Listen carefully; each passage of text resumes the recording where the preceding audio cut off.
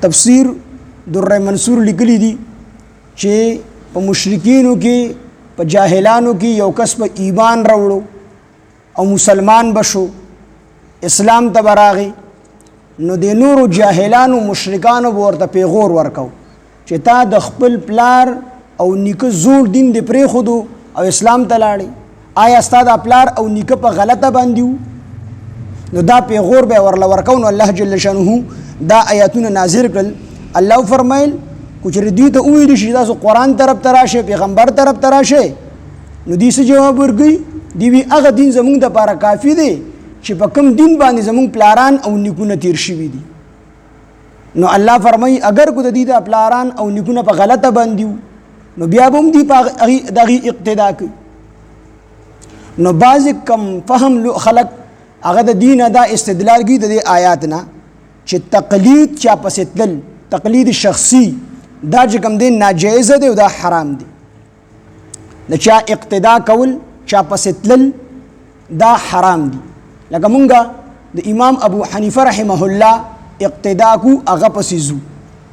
خورمبنه خبره خدا ده چې تقلید چا پسې تلل د چا خبره منل دا اسی د قرآن او د حدیث خلاف نه دی یعنی د چا خبره منل لومبه خبره خدا ده چې مونږ تقلید کو چا پسې زو د چا قول راخلو نو هغه دا چې هغه په غیر منسوسی مسایلو کې یعنی په کومه مسله کې چې قرآن وضاحت نه وی کړي صراحت سره په آیات نه وی موجود احادیث مبارکو کې نه وی صراحت پکې نه وی دغه رنګ د خلفای راشدین نه حکم داغه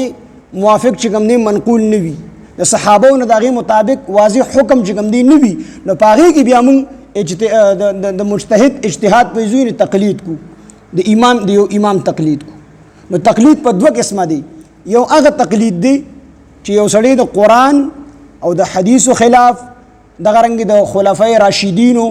د صحابو خلاف د چا قول اخلی او چا پسیزی نو دا قسمه تقلید حرام دی یعنی قرآن کې یو خبره صراحت سره موجوده ده پاغه کې د چا د تقلید ضرورت نشته دی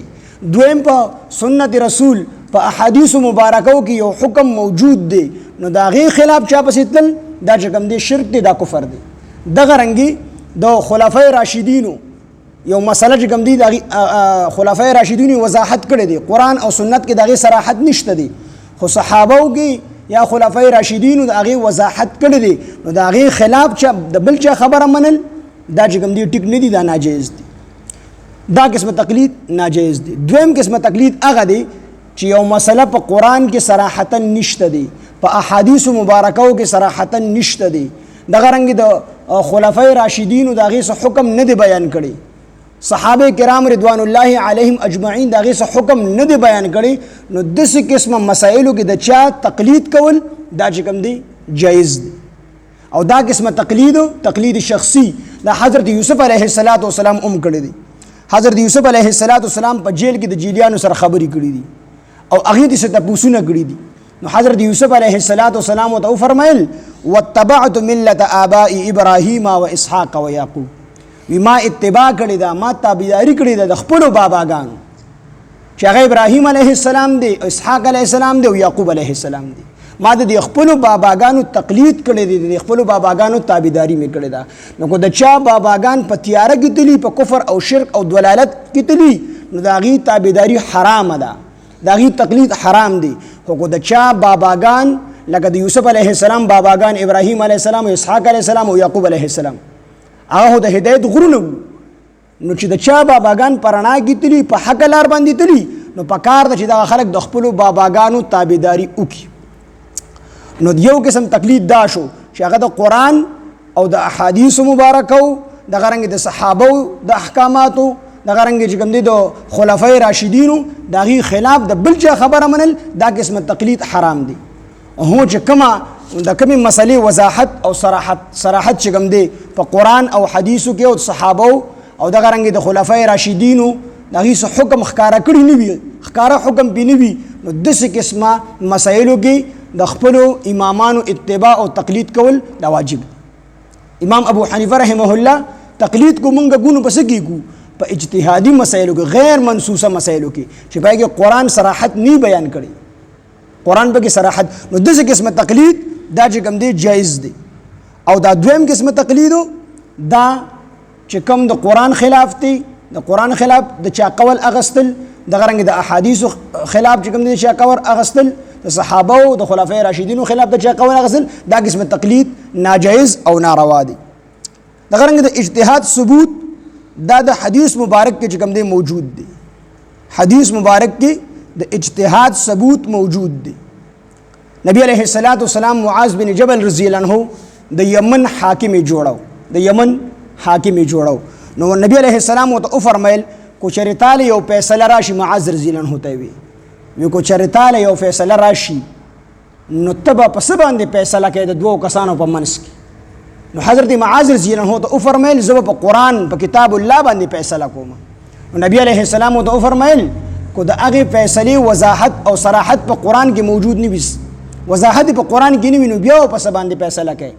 نو حضرت معاذ رضی اللہ عنہ فرمایل سنت رسول الله، زه په سنت رسول باندې یعنی په احادیث مبارکه باندې فیصله کوم. نو نبی علیہ السلام ته فرمایل کو چېرې دا مسله چې کوم دی په احادیثو کې صراحتا موجود نه وي، نو حضرت معاذ رضی اللہ عنہ فرمایل اجتهدوا برأی، زه بیا په خپل اجتهاد سره، په خپل کوشش سره، په خپل اجتهاد سره، په خپل رأی سره فیصله کوم. یعنی زه په خپل رأی سره قیاس کوم او فیصله بیا کوم، په خپل رأی سره به زه فیصله کوم، یعنی خپل اجتهاد وکوم. نو د اجتهاد ثبوت دا د نبی علیہ الصلوۃ والسلام د حدیث مبارک نه کوم دی ثابت دی. او دغه رنګ په اجتهاد کې د رسول الله صلی الله علیه وسلم رضا ده. نبی علیہ الصلوۃ والسلام د دین وروسته د حضرت معاذ رضی الله عنه په سینه مبارک باندې لاس کې خودو او وی فرمایل وی ثنا او صفت هغه رب لردی چې کوم رب زما قاصد لا د دې شیز توفیق ورکو، چې کوم رب زما قاصد لا د دې شیز توفیق ورکو چې په هغه شیز کې د الله د پیغمبر رضا ده، د الله د پیغمبر رضا ده پکې. نو دغه رنګ د اجتهاد او د تقلید د دې ثبوت دا چې کوم دی د احادیث مبارک نه چې کوم دی دغه قرآن مجید کې الله فرمایي فاسألوا اهل الذکر ان کنتم لا تعلمون. سورہ نحل الله فرمایي فاسألوا، تاسو تپوسو کوئ اهل الذکر د اهل علمنا، چې کوم اهل علم خلق دي د هغې نه تپوسو کوئ ان کنتم لا تعلمون، کو چېرې تاسو نه پوهېږئ. نو کوم خلق چې نه پوهېږي دی به د اهل علمو نه چې کوم دی تپوس کوي. نو په څلورو امامانو کې د یو امام اتباع کول دا چې کوم دی واجب دي، هغه پسې تلل. نو مونږ کو تاسو ته ما بیا وویل کو چې مونږ تقلید کو د چا قول پسې ځو نو مونږ په غیر منسوسي مسایلو کې ځو. بعضې خلک اعتراض کوي وی مونږ درته قرآن او حدیث پیش کو، مونږ درته قرآن او حدیث او دا احناف چې دي د امام ابو حنیفه رحمت الله علیه قول پیش کړي. نو ستاسو نه تپوس کوم چې یو مسله د هغې صراحت وضاحت قرآن کې نه وي، بعض ځایونو کې قرآن مجید اشاره ورکړي، تفصیل احادیث مبارکو کې راغلي، بعض ځایونو کې احادیث مبارکو کې د هغې تفصیل او وضاحت نه وي، نو خلفای راشدین وضاحت کړي وي. بعض ځایونو کې خلفای راشدین هم وضاحت نه وي کړی، نور صحابه وضاحت کړي وي. بعضې مسایلو کې صحابه هم وضاحت نه وي کړی. نو په دقې قسمه مسایلو کې موږ د امام د خپلو امامانو اتباع کو، د هغې تقلید کو. نو چې یو مسله قرآن کې وضاحت نشته دی، احادیثو کې نشته دی، دغه رنګې چې کوم دی د صحابو نه هم څه حکم ښکاره نه دی، د خلفای راشدینو نه هم څه حکم ښکاره نه دی.